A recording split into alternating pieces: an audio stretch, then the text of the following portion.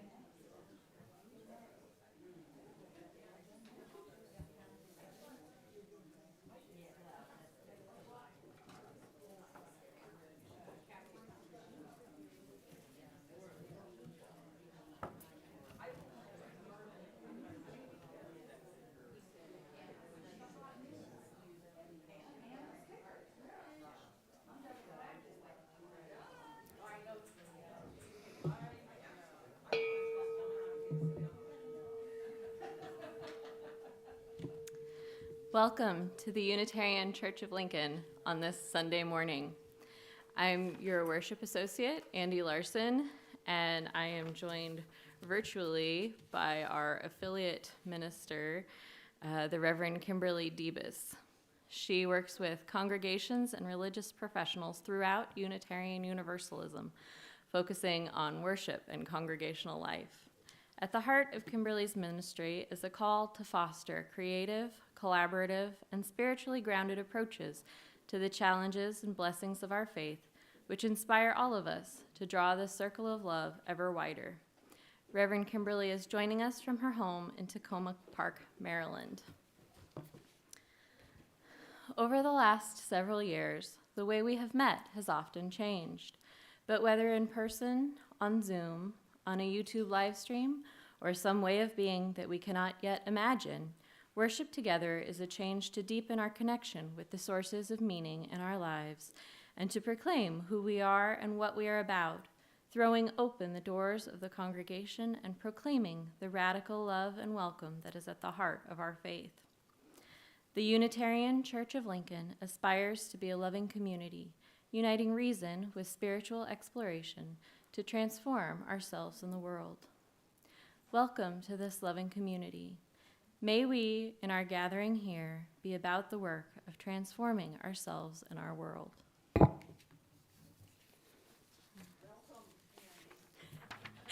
Thank you, Jackie. Our chalice lighting today doesn't have a title because I wrote it again. We light this chalice in welcome, opening our doors to all who might find meaning here, opening our arms to all who seek community here, opening our minds to all who share ideas here. We welcome all who join us in the search for connection and meaning. Our hymn will be number 1010, We Give Thanks.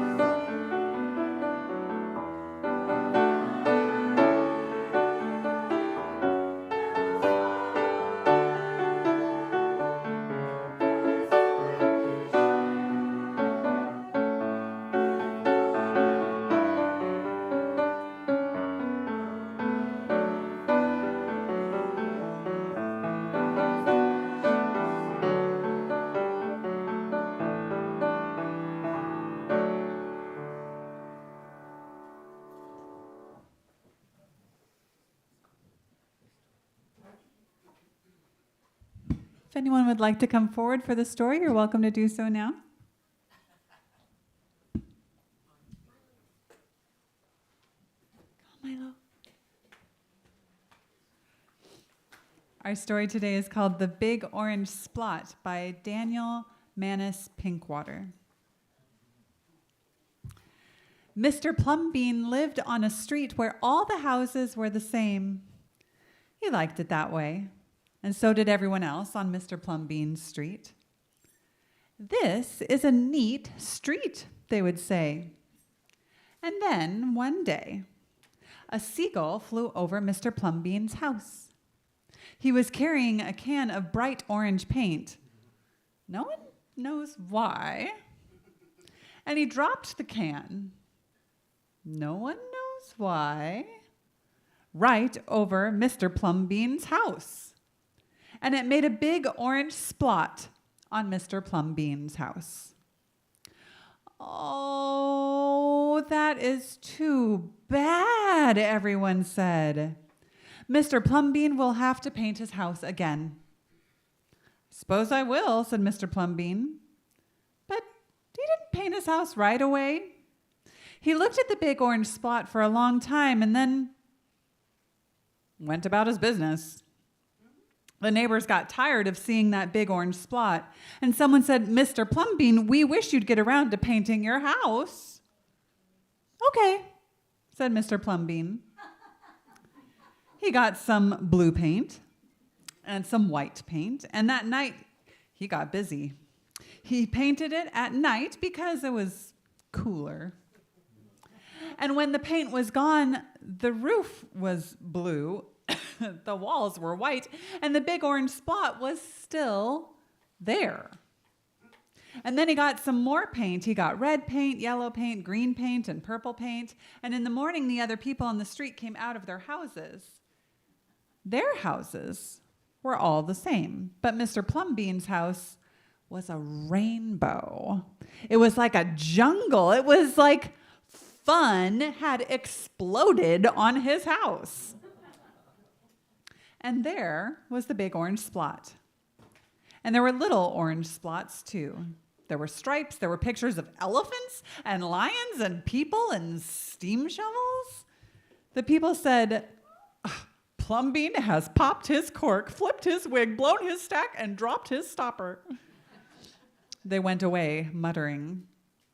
And that day, Mr. Plumbean bought carpenter's tools. And that night, he built a tower on top of his roof, and he painted a clock on the tower. And the next day, the people said, Plumbean has gushed his mush, lost his marbles, and slipped his houser. They decided they'd pretend not to notice. And that very night, Mr. Plumbean got a truck full of green things. He planted palm trees, baobabs, thorn bushes, onions, and frangipani. And in the morning, he bought a hammock and an alligator. And when the other people came out of their houses, they saw Mr. Plumbean swinging in a hammock between the two palm trees. They saw an alligator lying in the grass, and Mr. Plumbean was drinking lemonade. Oh, Plumbean has gone too far. This used to be a neat street. Plumbean, what have you done to your house? The people shouted. My house is me, and I am it. My house is where I like to be, and it looks like all of my dreams, Mr. Plumbean said. The people went away. Oh my, a child said up here. Oh my. Why did someone make... Why? Why, he says. Why did someone do this? What is it supposed to be? What is it supposed to be? The blue. I think that's what the neighbors were thinking, weren't they? The people went away. They asked the man who lived next door to Mr. Plumbean to go and have a talk with him. Tell him that we all liked it here before he changed his house. Tell him that his house has to be the same as ours so we can have a neat street. The man went to see Mr. Plumbean that evening. They sat under the palm trees drinking lemonade and talking all night long. And early the next morning, the man went out to get lumber and rope and nails and paint. And when the people came out of their houses, they saw a red and yellow ship next door to the house. By one, they went to see and drink lemonade and talk about their dreams. And whenever anybody visited Mr. Plumbean's house, the very next day, that person would set about changing his own house to fit his dreams. Whenever a stranger came to the street of Mr. Plumbean and his neighbors, the stranger would say, "This is not a neat street." And then all the people would say, "Our street is us, and we are it. Our street is where we like to be. And it looks like all our dreams." And that is the end of our story. Ooh, and I got little goosebumps. All right, if the children would, you are dismissed to your classrooms now. Thank you.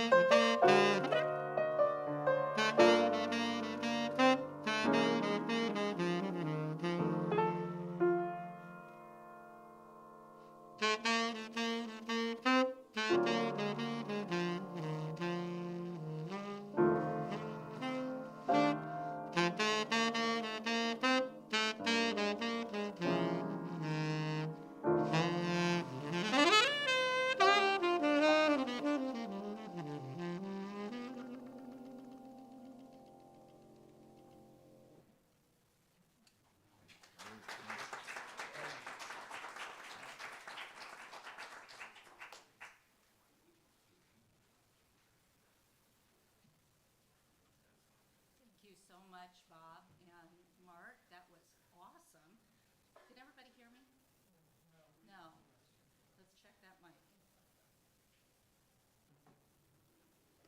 How about now? There we go. That sounds better. So again, thank you, Bob, Mark. That was beautiful. I am Elle Stratman, a member of the Board of Trustees, and I want to offer a special welcome to those of you who are visiting for the first time. Find me in the gallery following the service for coffee and conversation, or connect with another board member with their new blue board ribbon on their name tag. Melody is sporting one right now. Woohoo! For announcements this morning, our first announcement is to join us this afternoon from 4 to 6 p.m. for an artist's reception. This month's masterpieces are all creations by members of OLLI, the Osher Lifelong Learning Institute. The second is if you are watching online, please note that we have one last opportunity after service to participate in the congregation conversations at 11:30. Join us on Zoom. The link was in the Friday e-blast. And if you are in person today, grab a blue folder from the church office and sit down with a friend to have a congregate conversation and fill out your 2024 form for the annual giving campaign. You will note that some of us are sporting the brand new I Pledged stickers today, so get one of those coveted stickers for yourself. And now we will switch over to joys and sorrows. I do, thank you. A central part of our services is the time we join together as a community to mark the moments of our lives. We share with one another our joys, our sorrows, the events that mark the steps on our journey. The threads of sorrow and those of joy are intertwined in the fabric of our lives.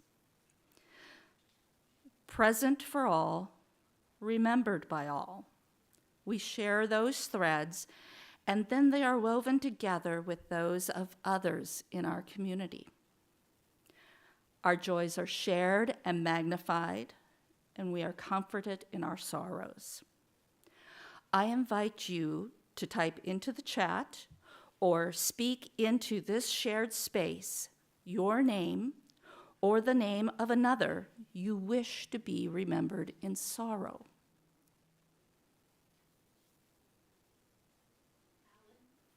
Alan.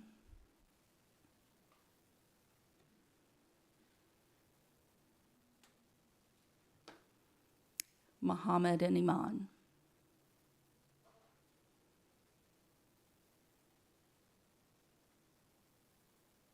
And we have about a 10-second lag on our YouTube chat, so I'm just holding here for a moment to see if we have any sorrows in the chat.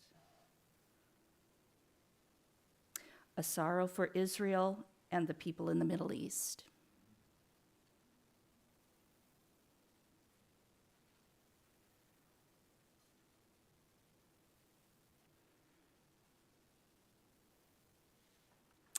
We know, too, that there are some joys, some sorrows. Oh, I jumped a line.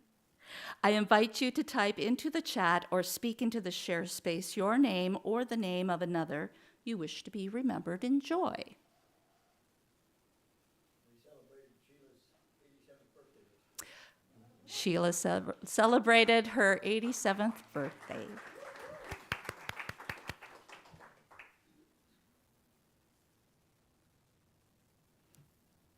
Myself, Tiffany Newell, I started a new job and I moved out on my own for the very first time, and I'm finally free from abuse for the first time in my life.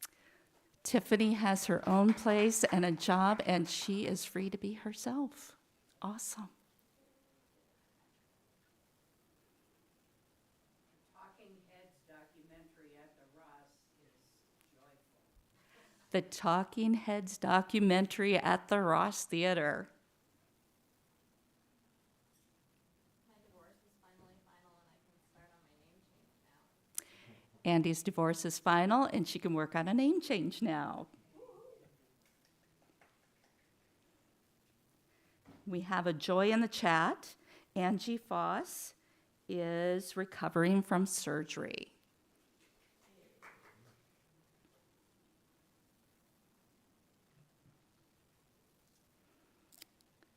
We know, too, that there are some joys, some sorrows, that are yet unspoken but still deeply felt. Let us hold a moment of silence for everything unspoken.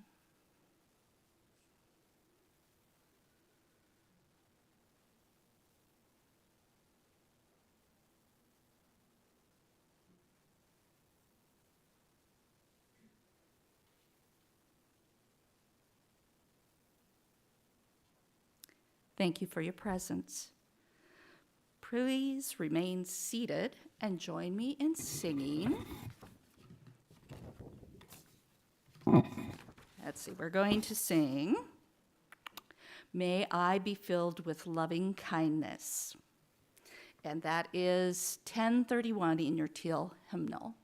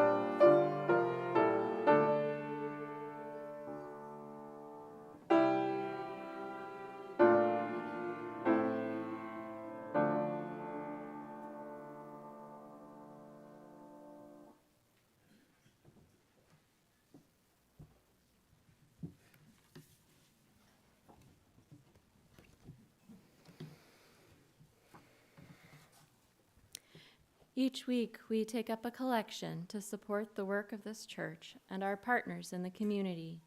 We do this because just as we all grow from our participation in this community, we all give back through our time, our talent, and our treasure. To give, you can text UC Lincoln and the amount to 73256. That's UC Lincoln and the amount to 73256. And the ushers will also be passing the bowls around. The offering will now be gratefully received.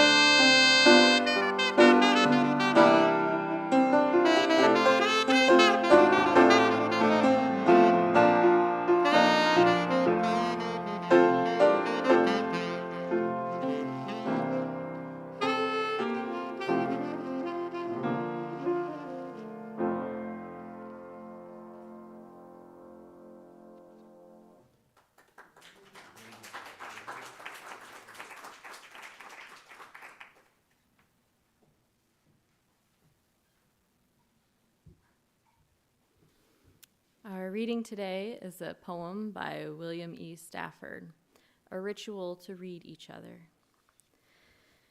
If you don't know the kind of person I am, and I don't know the kind of person you are, a pattern that others made may prevail in the world, and following the wrong God home, we may miss our star. For there is many a small betrayal in the mind, a shrug that lets the fragile sequence break, sending with shouts the horrible errors of childhood, storming out to play through the broken dike. And as elephants parade, holding each elephant's tail, but if one wanders, the circus won't find the park, I call it cruel, and maybe the root of all cruelty, to know what occurs, but not recognize the fact. And so I appeal to a voice, to something shadowy, a remote, important region in all who talk. Though we could fool each other, we should consider, lest the parade of our mutual life get lost in the dark. For it is important that awake people be awake, or a breaking line may discourage them back to sleep. The signals we give, yes or no, or maybe, should be clear. The darkness around us is deep. Please stand for hymn number 1 in the gray hymnal, May Nothing Evil Cross This Door.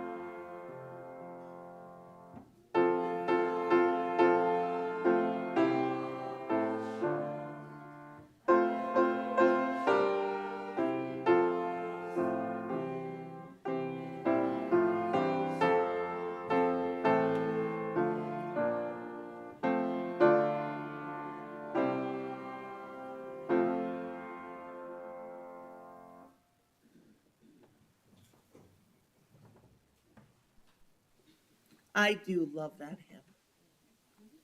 Now, as some of you know, I spent 484 days before the pandemic singing each of our hymns and writing about them, sometimes with theological or historical reflection, sometimes with snark, often with praise. Now, of course, I started with this, hymn number 1. And as I said at the time, this opening hymn is a dance, a waltz, a welcoming, loving blessing to all the spirits who enter. Those who enter the hymnal, the congregation, the faith, life itself. Imagine if we greeted people at the door with a hand jive and twirled them into our foyers, 1, 2, 3, 1, 2, 3, and handing them off to the ushers who will lead them gently to seats and then who dance off to meet the next willing, dance-filled congregants. And at the time, early in my ministry, I believed that in seeking a place that keeps us safe from the storms and keeps us safe from evil and keeps love in was something we all believed in and practiced in full measure. What a sweet summer child I was. Because what I have learned over the years is that while we want to be a safe, loving place. We don't always dance with everyone who comes to our door seeking the solace of our sanctuaries. And then we wonder where everyone is. I began to see that people are not generous in their invitations of belonging. We tend to create subconscious rules about who is in and who is out. Now, of course, some of that is about safety. Most of our subconscious rules and even our conscious rules help us keep boundaries. And it's wise to keep out gunmen and murderers and raging narcissists and angry bigots, and those who wish us harm. But some of our subconscious rules are less about protection and more about our mistaken idea of what belonging is. Sociologist and author Brené Brown noticed that our understanding of belonging may not be helping. She learned that the opposite of belonging is fitting in. Fitting in, she says, is about assessing a situation and becoming who you need to be accepted. Belonging, on the other hand, doesn't require us to change who we are. It requires us to be who we are. Now that's a big truth bomb that literally knocked me back in my seat when I heard it. And what's even more notable is that it was a group of 8-year-olds who discovered that. They understood from their very real lived experiences as children that the opposite of belonging is fitting in. How many times have we tried to fit in, or worse, left parts of ourselves out of the room, or the conversation, or the experience, because they would mark us as outsiders? How many times have we tried to change or code switch in order to not rock the boat? I'm sorry to say that our fellow siblings of color do it all the time, curating their ways of being in order to fit into white spaces. Queer folk often do that too, depending on how friendly a space is. I still am careful with a partner's pronouns, depending on the place I am in. But often we hide parts of ourselves when we are aware they mean we don't actually fit in.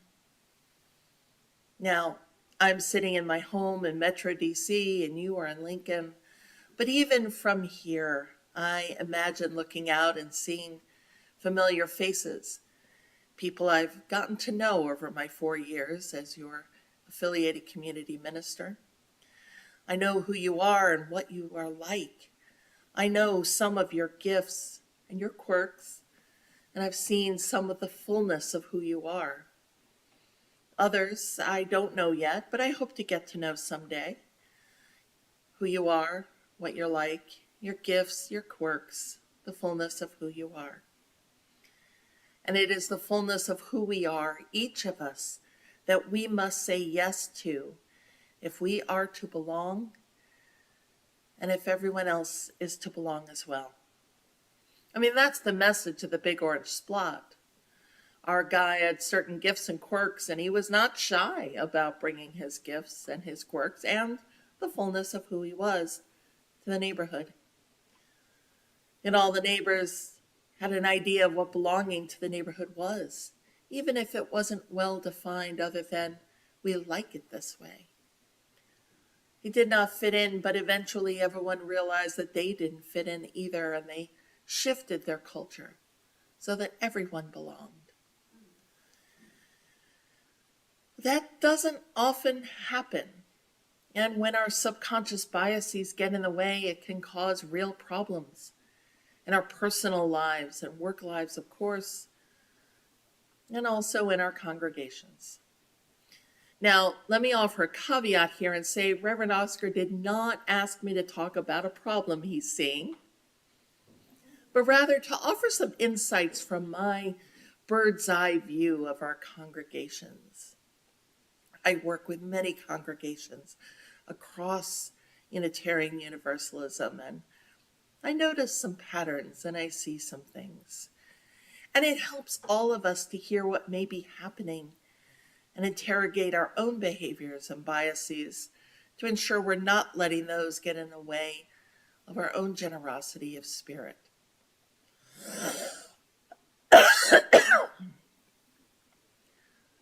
That being said, I do want to share some stories. One of our congregations is located in a downtown area where all the churches are, probably on Church Street, because that's a thing, with many a passerby on a Sunday morning. Now, one member, let's call him Tom, took it upon himself to be the outside greeter, stationing himself on the steps leading to the main entrance, welcoming people and holding the door open. It was a friendly way to welcome, to actually have someone outside greeting and welcoming. Now, I often talk in workshops about how worship starts at the entrance and that first impressions matter to visitors. And so here was a beautiful first impression. Yet those inside the congregation noticed that despite their great location, their welcoming pride flag and Black Lives Matter banner, their inviting message on the wayside pulpit, their open doors, and Tom on the steps, there were few visitors, and most of those were older, well-dressed white folk. A great deal of time and consideration was given to this problem, with some wondering if their declaring their values so visibly was off-putting, or if they should just change the time of the service, or if they needed more people outside explaining universalism. One person, let's call her Sue, thought that the idea was good. Maybe Tom was too busy to engage everyone who came by. So she decided to go out onto the steps with Tom and see what she could do. Sue watched first from a vantage point a few yards away to see what Tom faced on a Sunday morning. What she saw appalled her.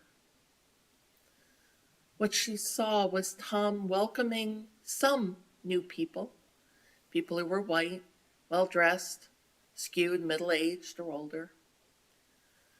What she also saw was Tom suggesting to other new people, people who were not white, or less well-dressed, or young, or with kids in tow, that they might be happier at the church down the street.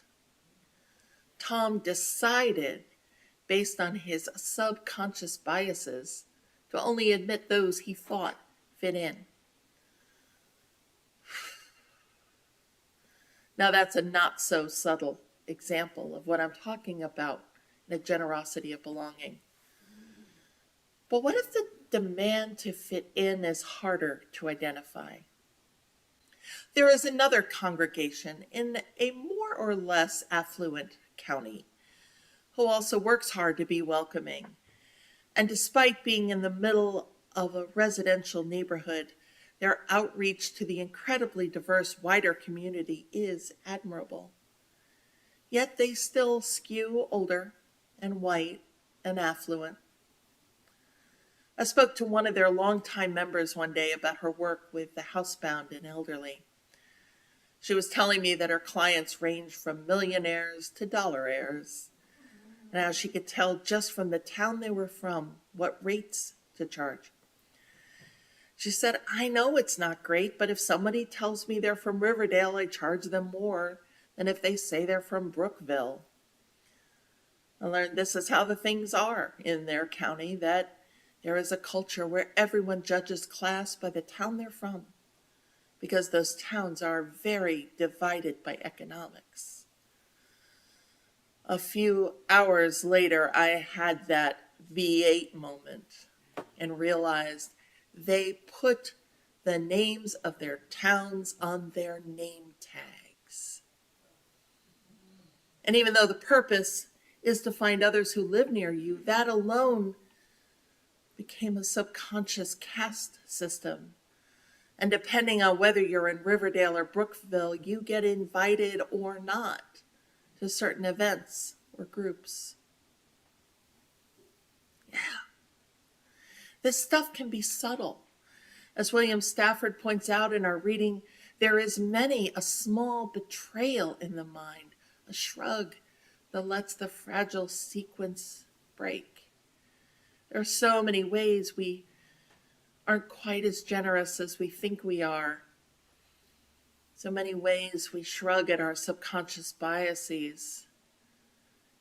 Yet those very biases cause us to draw lines of belonging, whether more obvious or more subtle. Often our generosity of belonging has a limit that's a really deep cut that often isn't very helpful to anyone but us. It certainly isn't helpful to those seeking true belonging and wanting to be seen and heard, and valued and welcomed for who they really are. We like to think of Unitarian Universalism as an outsider faith, but we also like being insiders. Over and over again, we hear people saying they loved finding like-minded people and felt like they'd found a place to fit in. And certainly the fellowships that sprung up in the mid-20th century seem to emphasize the insider and an outsider faith way of being together. Finally, a club for us. People didn't seem to come to Unitarian Universalism as much as they came from Catholicism or Judaism or Protestant Christianity or other faith traditions. And there they found other refugees from these denominations, these people who had various struggles with monotheism or doctrine or dogma. Our fellowships, especially those built in the woods or the affluent suburbs, became havens for people who fit in. And when those who did not fit in also arrived, of course, they didn't feel like they belonged. Because while we say words like "we welcome everyone," there is still subconscious judgment. Despite all of our signs and language suggesting we're a beacon of hope, welcome, equity, and compassion, we often turn our congregations into bunkers filled with like-minded people, people who may have left more conservative forms of religion and now wanted a place where they could be with others who were liberal as they, as allergic to religious language as they, as comfortable in their middle-class smugness as they. A place with people who did a pretty good job of affirming their values, but not very good at promoting them. This question of belonging is not always easy, and it's amazing how subtle the barriers can be. So subtle we don't even realize we're putting them up. We often create fitting in guidelines through the ways we judge where people live or work, or the ways they express their gender or sexuality, or how we tokenize people of color or young people, or how we set up expectations of financial contribution, or how we struggle to accommodate accessibility in favor of comfort or aesthetics. But even more subtly than that, we often emphasize congregational culture and a belief that we have a common theological perspective or a common way of behaving in worship and conducting worship. And then we don't and then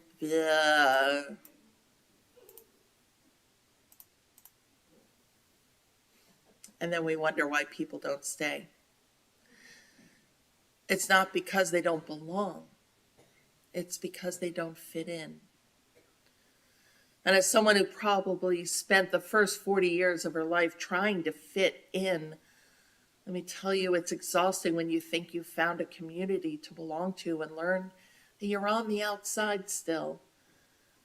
Because that one truth about you means you don't fit in again.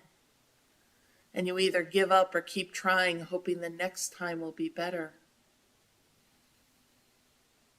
Look, half the time we don't even realize we are expecting people to fit in. For some of us, when we came into our faith community, our whole selves with the fullness of all that we are and all we've experienced were welcomed, and we found we belonged. And somewhere along the line, we forgot that we aren't the measure of all that is welcome. It's the whole there's no such thing as normal idea, right? We have to welcome others with an openness that says your whole self, with the fullness of all you are and all you have experienced, belongs here. And we will learn about you as you learn about us, and we will love you, all of you, and you will forever color the fabric of our beautiful congregational tapestry. And we need to not just say it, but do it. We must examine our biases, consider those things we ask of others that are about leaving their whole selves at the door, and make changes, often subtle, to how we welcome one another. So let us be generous of spirit, generous with our sense of belonging, generous of goodwill and openness. Let us engage with each other, with all of our gifts and our quirks, and the fullness of who we are, and truly belong to each other. In that spirit, I invite you to sing How Could Anyone, hymn 1053. Sing it to each other. See one another. Know that all of you belongs.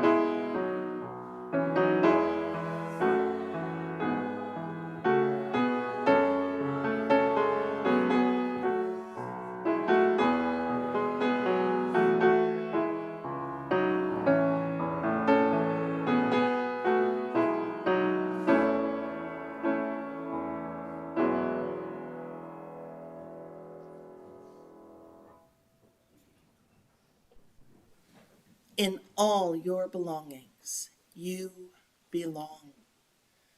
You belong here, should you choose to call this home. You belong to the universe, always and forever. And as we extinguish our flame and make our way into our week, let us be generous to ourselves and to others, and welcome all into this place of belonging. Go in love, go in joy, go in peace. I usually don't say much, but I want to say to Bob, thanks very much for allowing me to play. It's always a great pleasure. It's a superb musician. And thank you for the mulligan on the first tune.